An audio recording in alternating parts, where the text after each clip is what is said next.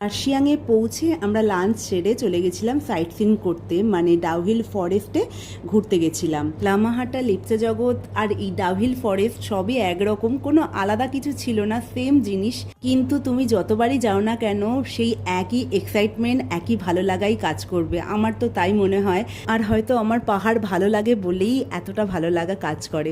যাই হোক, আমরা এখানে ভেবেছিলাম একটুখানি গিয়ে ফিরে আসবো, বাট জান হেঁটেই যাচ্ছিল, ও ফিরতে চাইছিল না। তো ওর সাথে যেতে যেতে আমরা প্রায় পুরো রাস্তাটাই চলে গেছিলাম।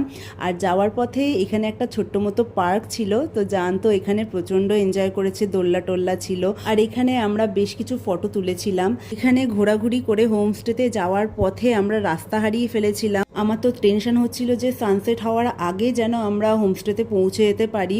হোমস্টের সামনে এসে আমরা খুঁজে পাচ্ছিলাম না যে কোথায় হোমস্টে, মানে এইরকমই ব্যাপারটা ছিল। তারপর ওখানকার কিছু লোকাল ছেলেদের সাহায্যে আমরা পৌঁছেছিলাম। সন্ধেবেলায় আমাদেরকে আলুর চপ আর গরম চা দিয়েছিল। চপটা কলকাতার মতো হয়নি ঠিকই, বাট এইরকম ঠান্ডা ওয়েদারে এই গরম চা আর চপটা খেতে বেশ ভালো লাগছিল।